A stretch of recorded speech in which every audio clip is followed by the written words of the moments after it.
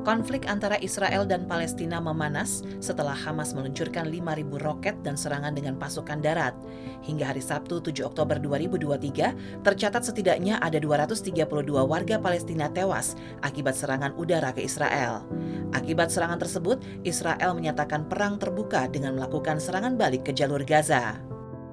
Atas situasi konflik Palestina dan Israel yang kembali terjadi, Presiden Joko Widodo menyampaikan sikap Indonesia melalui keterangan pers di Istana Merdeka Jakarta pada hari Selasa 10 Oktober 2023. Dalam keterangannya, Presiden Joko Widodo mendesak agar perang dan tindak kekerasan yang terjadi di daerah konflik segera dihentikan guna menghindari jatuhnya korban lebih banyak lagi.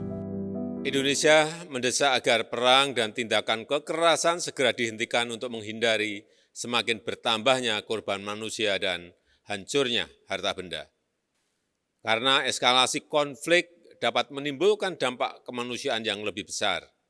Saya minta Menteri Luar Negeri dan jajaran kementerian terkait segera mengambil tindakan cepat untuk melindungi WNI yang berada di wilayah konflik.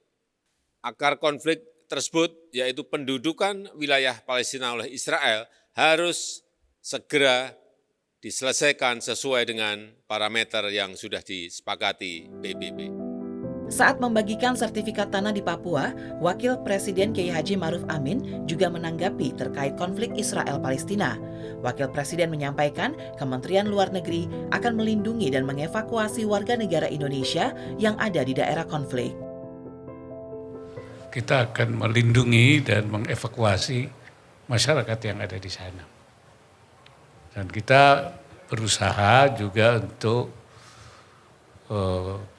kedua belah pihak untuk menghentikan pertempurannya dan kembali kepada penyelesaian damai dan kembali kepada penyelesaian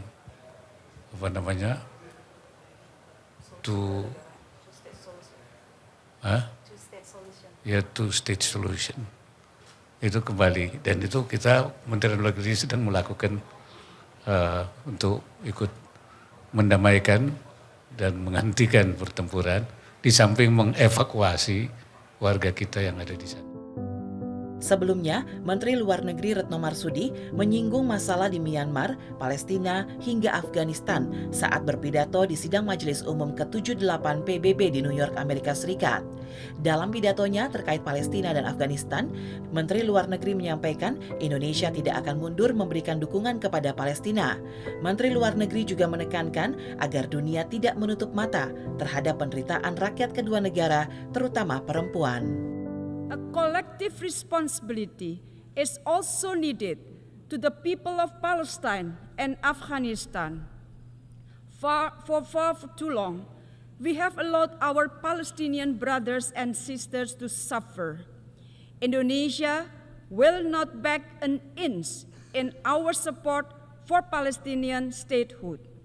In Afghanistan, Indonesia will do its utmost to help the Afghan people and ensure the right of women and girls are respected, including their right to education.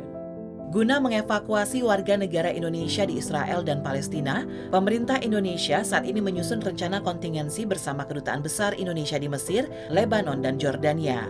Indonesia tidak memiliki perwakilan diplomatik di Palestina ataupun Israel, sehingga harus mengerahkan perwakilan di negara-negara tetangga.